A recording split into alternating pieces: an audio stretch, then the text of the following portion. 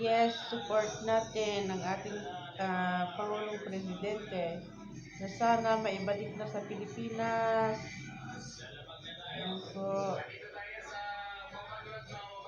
Good morning, good morning, good morning sa sulok ng mundo.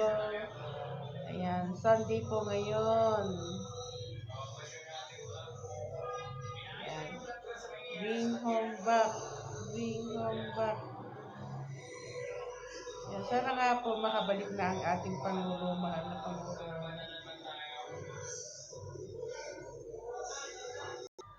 Wow, sa Netherlands. Hello mga kababayan. Hello, hello.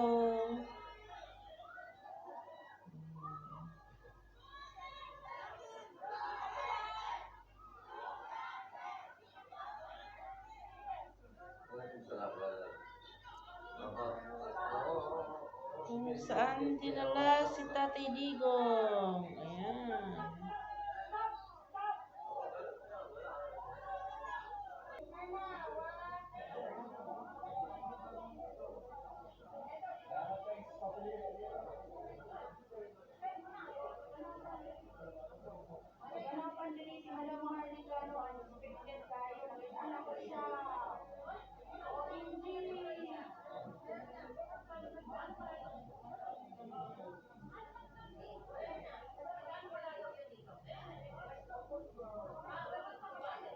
Salamat po sa suporta,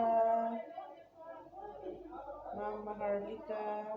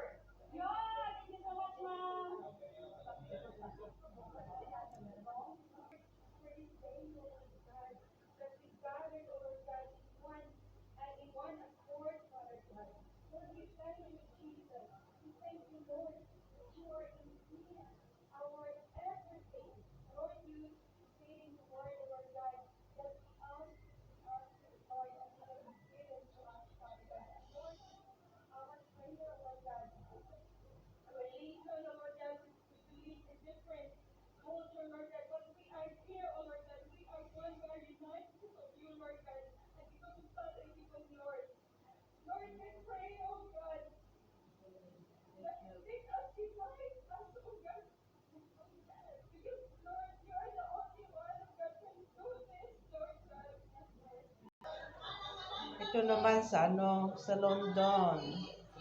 Ayan. Bring home back.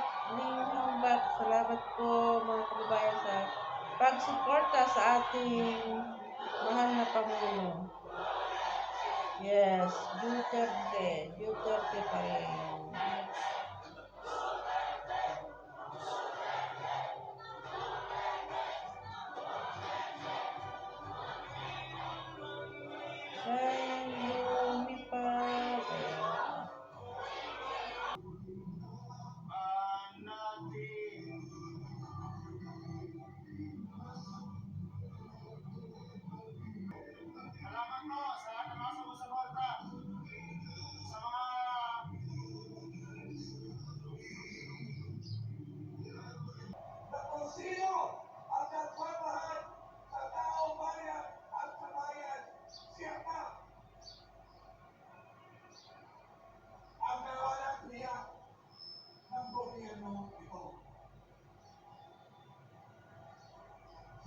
President Duterte at kagaya nyo, person of authority, agent or person of authority kayo. At magpapagpag kayo ng batas, Tinaasan pa kayo ng sahod alam nyo, nung panahon na yan, nung panahon ni Tatay Digong. Tinaasan pa kayo ng sahod. mas mataas Ewan ko lang. ang moral at dignidad ninyo. Sana naman, makikiusap ko kami. Ipaglaban nyo ang tama.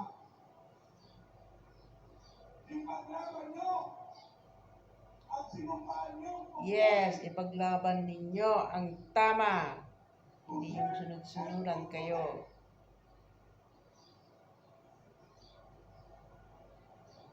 Nasaan na ang values natin? Nasaan na? Bring home back. Bring home back. Dapat na ibalik si Tatay Digong. Yung taong nagmahal sa bayan natin, Yes.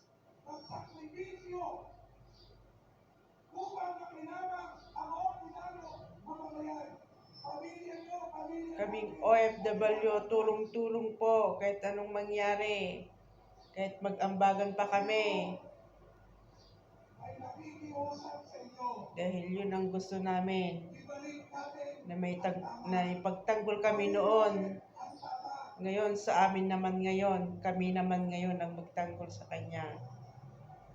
Ipaglaban namin ang tama. Na maghahanap-hanap tayo rito. Yes. Naiisa ang ating tungkulin.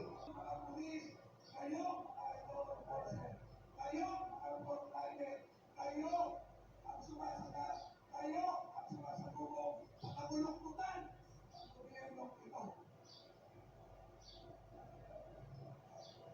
Alam ko, dapat din sa loob nyo, pero wala kayong magawa dahil diyan sa puso nyo, sumisigaw din kayo at naiiyak din kayo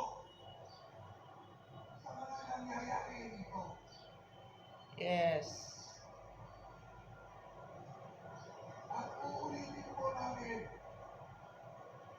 kapwa Pilipino tayo.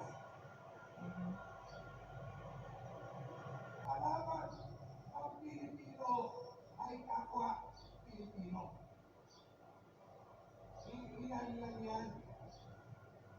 Saksi naman kayo sa kaganapan ng paghuli ng ating Presidente Duterte.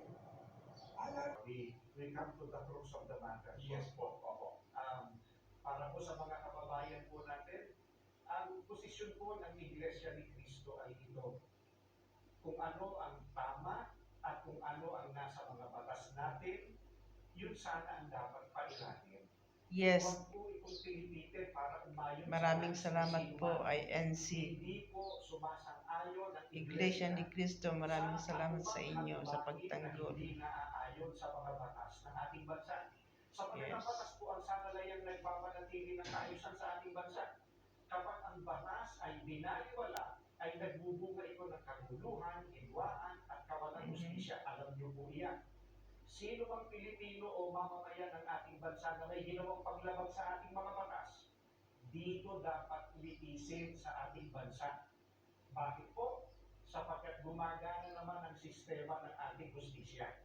Hindi po natin sinasabing huwag litisin ang dating Pangulo sa mga iniaakusa laban sa kanya. Ang saga ng amin po, nagtitiwala ang Iglesia ni Cristo sa integridad at kakayahan ng judikatura para pagpasyahan ng ganitong bagay at usapin. Ang mga hukom natin ay may kakayahan po na gampanan ang kanilang tungkulin, na ipanaw ang tamang hustisya at pairalin ang katarungan sa lahat ng sandali. Kaya, hindi natin dapat isuko ang soberenya ng ating bansa sa iba. Yan po ang posisyon natin. Ayan. Ayun na nga po, Thank mga you. kababayan. Siguro na